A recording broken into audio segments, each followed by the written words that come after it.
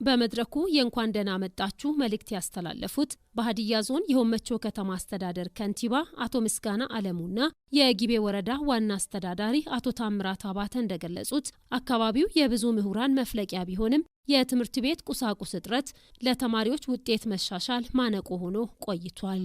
የኢትዮጵያ ቤተ መዛግብትና ቤተ መጻሕፍት አገልግሎት ከ3000 በላይ የሆኑ የማጣቀሻ መጻሕፍቶችን ለትምህርት ቤቶች ማበርከቱ የተማሪዎችን የንባብ ባህል ለማሳደግ የሚያግዝ መሆኑንም ገልጸዋል። ሰው ሁሉ ማለት ተማሪ ሁሉ እንዲያነቡ ማበረታታት እንፈልጋለን።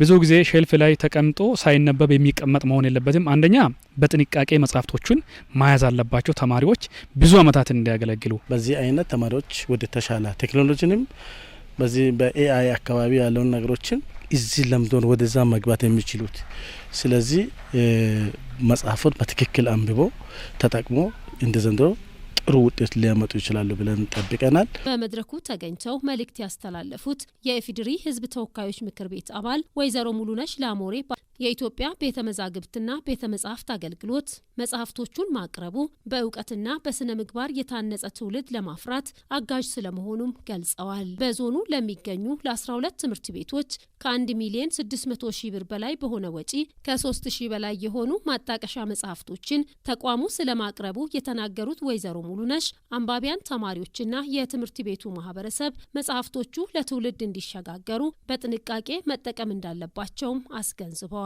የኢትዮጵያ ቤተ መዛግብትና ቤተ መጻሕፍት አገልግሎት በማዕከላዊ ኢትዮጵያ ክልል ሀዲያ ዞን ለጊቤ ለጎንቦሮ ወረዳና ለሆመቾ ከተማ አስተዳደር ከ3000 በላይ ማጣቀሻ መጻሕፍቶች ይዞልን መጥቷል።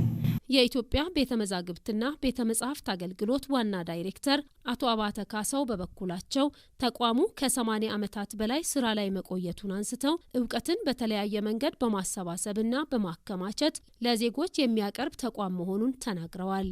የትምህርት ጥራትን ለማረጋገጥ ተማሪዎች ንባብን ባህል ሊያደርጉ ይገባል ያሉት ዳይሬክተሩ ለዚህም ጠቃሚ የሆኑ የተለያዩ ይዘት ያላቸውን ማጣቀሻ መጻሕፍት ለማበርከት ስለመቻሉም ገልጸዋል።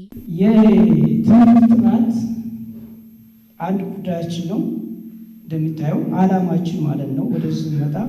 ሌላኛው ጉዳይ ንባብን ባህል እናድርግ የሚለው ነው። የትምህርት ጥራትን ታውቁታላችሁ ምን ያክል አጀንዳ ሆኖ እየተሰራበት እንደሆነ ችግሩ ምን ያክል ስር እንደሰደደ መንግስትም ህዝብም የተማመን ይመስለኛል። ጥሩ ተማሪዎች እንደሆኑ አቅም ያላቸው ተማሪዎች እንደሆኑ ማድረግ የሚጠበቀው ከኛ ነው። በቂ ነገር ማቅረብ አለብን። አንባቢ እንዲሆኑ ነው መሰረታቸው ማለት። ከዛ ንባብን ባህላቸው ካደረጉ ቀጣይ ህይወታቸው ላይ ሁለተኛ ደረጃ ሲገቡ ዩኒቨርሲቲ ሲገቡ ቴክስት ቡክ ላይ ብቻ ዲፔንድ ያደርጉ።